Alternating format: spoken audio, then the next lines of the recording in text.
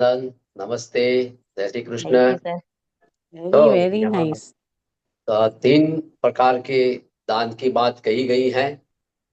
और ये सात्विक दान जो है वो सही भावना से करना है। और जो राजस दान है वो दुखदायक है। और तामस दान है वो कुपात्र को दिया जाता है। तो जब दान की बात आती है तो मैं ये कहता हूं कि दान जो देना है अभय दान श्रेष्ठ है। दान में अभय दान श्रेष्ठ है। और सत्य में क्या है? सत्य में निवर्द वचन श्रेष्ठ है। और तप तप में क्या श्रेष्ठ है? ब्रह्मचर्य श्रेष्ठ है। तो निर्वर्धन वचन श्रेष्ठ है। और निर्वर्धन वचन बोलना सही है। तो आपने गुणों की बात बताई कि भाई गुण सा रजोगुण तमोगुण और सत्वगुण को पार करके हमको गुणातीत होना है। तो और सच्चिदानंद की बात बताई आपने। तो गुण में एक हम जब पढ़ते थे ना स्कूल में तो उसकी वो आती थी प्रार्थना कि गुण थी भरेला गुणी जनों देखी हयो मारो नृत्य करे એ સંતોના ચરણ કમલમાં મુજ જીવનનું अर्ध रहे। बहुत अच्छी कवि प्रार्थना थी कि मैत्री भावनु पवित्र जनों मुझ हૈયામાં ભયા करे पवित्र था वो सकल विश्वनु एवी भावना नित्य रहे। तो ये बात जो आपने बताई कि भाई दान तो अभय दान श्रेष्ठ है। तो अभी लग्न की परंपरागत में जब हिंदू शास्त्र में हस्त मिलाप होता है, हस्त मिलाप के समय में भी दान का महिमा होता है। तो इसमें भी जे चार फेरे फरते हैं या सात फेरे ब्राह्मण फरवाता है। तो पहले फेरे में दान देते हैं लोग। तो कोई गऊ का दान देता है, कोई गोल्ड का दान देता है, तो कोई जवेरात देता है। तो ऐसे ये दान का महिमा होता है। तो दान इस श्रद्धा से हम किया जाता है कि हमारी ये लड़की जो है वो सुखी बने, आनंदित बने कन्या, और सुखी संपन्न बने, इस श्रद्धा से हम दान करते हैं। और दूसरी बात कही तो गुजरात की एक बात कहूं तो जलाराम बापा यहाँ वीरपुर गांव है, वीरपुर में जलाराम बापा हो गए, जलाराम बापा भगत। अबे उसके वहां क्या था, सदाव्रत चलता है। खाने का, रहने का, ये सब फ्री फ्री में है। और वहां एक ही ऐसा मंदिर है गुजरात में कि वहां एक भी पैसा भी वहां दान नहीं लिया जाता आज भी। और उसका लंगर हमेशा चलता रहता है खाने का। तो वहां एक एक दिन ऐसा हुआ कि भगवान आए, उसको पता नहीं था, एक साधु आए और उन्होंने कहा कि जला भगत, मेरी सेवा 2-3 दिन आपके घर पे रुकना है और मेरी सेवा करो तुम।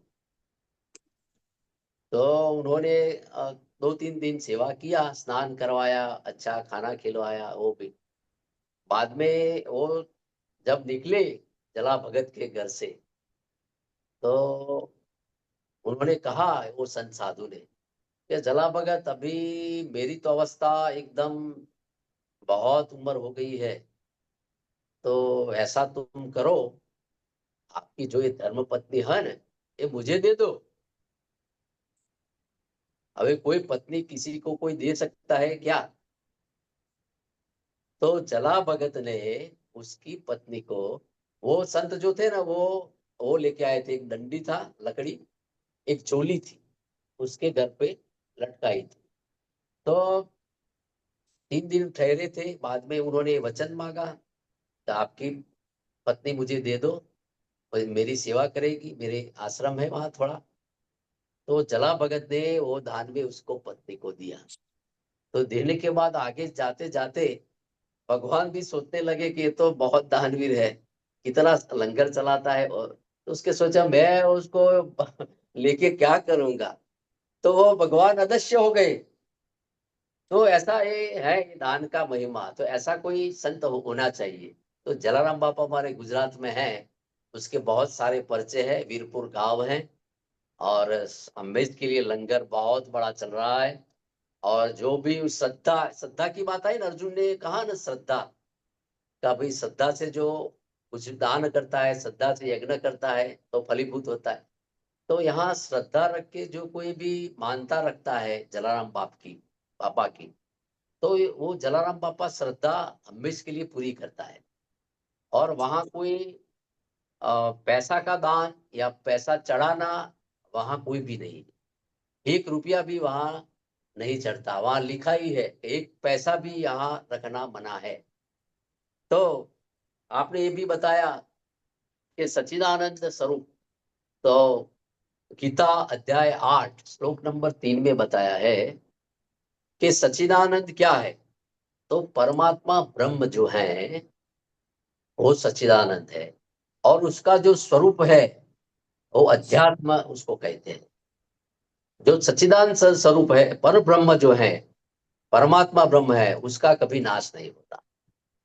तो सच्चिद आनंद का जो अर्थ होता है, सत्य यानी कि सत्य कभी मरता नहीं, कोई मिटा सकता नहीं है, वो शाश्वत रहता है। चित, चित यानी शुद्ध चेतना, अवेयरनेस, जागरूकता।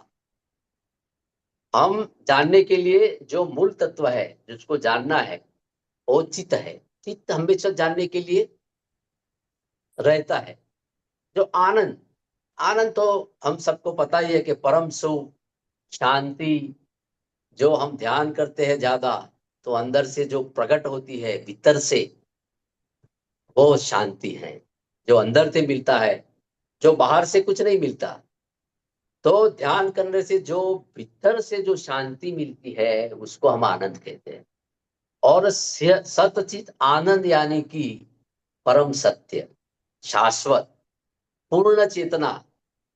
और हम 8 प्रहर એટલે यानी के 24 आवर में हम आनंद की अनुभूति में रहने वाला, उसको सतचित आनंद कहते हैं। तो आगे भी आपने बहुत अच्छा समझाया कि भाई ओम, ओम तत् और सत की बात कही। तो ओम क्या है, तो ओम तो वैदिक अर्थ है, ऊपर से आया है ब्रह्म स्वरूप से। कई संतों में उसको ओम नाद पहले आया था पृथ्वी पर आकाश शब्द से, तो ओम की ध्वनि पहले हुई थी। और तत् का प्रयोग, तो तत् क्या है, तो जानने वाला, परमात्मा को जानने वाला को तत् कहते हैं। और सत की बात आती है, तो सत की बात मैंने थोड़ा लिखा है कुछ और बताता हूँ।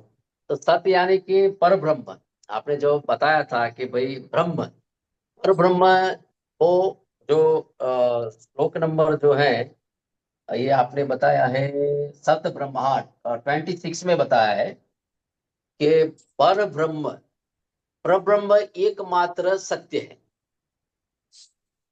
जब सृष्टि नहीं रहती, केवल पर ब्रह्म रहता है, उसे हम कहते हैं सत। सत यानी कभी समाप्त नहीं होता, जो हमेशा रहता है। तो ये पर ब्रह्म की बात जो बताई आपने, इसमें बताया है, गीता में भगवान ने बताया है कि परमात्मा को सत नाम का प्रयोग सत मात्रा में और श्रेष्ठ भावना में किया जाता है। तो सत जो है वो निष्ठा और श्रद्धा है, सत सत कही जाती है। तो परमात्मा के लिए जो कर्म किया जाता है वो सब सत्कर्म है। परमात्मा के लिए हम जो कर्म करेंगे वो सत्कर्म है। और जो हमारे कर्म, स्वार्थ के लिए हम कर्म करेंगे वो असत कर्म है। तो सत्य की, सत्य यानी कि आत्मा कभी मरता नहीं, पर ब्रह्म एकमात्र सत्य है। सृष्टि जब नहीं रहती तब पर ब्रह्म ही रहता है। तो भगवान ने 17 अध्याय में ये पर ब्रह्म की बात बताई। तो सच सुनिए, सच बोलिए, सच की करिए आस, सत्य नाम का जप करो, जग से रहो उदास। तो सत्य से बड़ा कोई धर्म नहीं है। तो सत्य ही, सत्य बोल नित प्राणी, सत्यनिष्ठ बन प्राणी, सत्य ही परमेश्वर है, सत्य ही सुख है, सत्य ही परमेश्वर है, सत्य ही जीवन है प्राणी। तो लास्ट में जो बात आती है अध्याय लास्ट में कि असत कर्म और सत्कर्म, जो सत्कर्म से हम उल्टा कर्म करेंगे उसको सत्य कर्म कहते हैं। तो जो असत कर्म जितना करेंगे वो तो हम पृथ्वी पर आवन आवन गमन की गति चालू रहेगी हमारी, और फिर भोगवने के लिए आना पड़ेगा। और सत्कर्म करेंगे तो हमारे जितने कर्म जो हैं, जो संचित कर्म में पड़ा हुआ है और प्रारब्ध में हम भोगवने के लिए आए हैं, तो जितना हम सत्कर्म करेंगे तो क्या होगा कि हमारे कर्म में बिल्कुल धीरे धीरे धीरे कम होने लगेंगे और हम अच्छा जीवन जीने लगेंगे। तो जितने बुरे कर्म करेंगे, जितने असत असत कर्म करेंगे, तो हमको ये फल भोगवना ही पड़ता है। तो भगवान ने ये लास्ट अंत श्लोक में बताया कि श्रद्धा विहीन और फल की इच्छा रखने वाला जो कर्म करता है वो असत कर्म कहता है।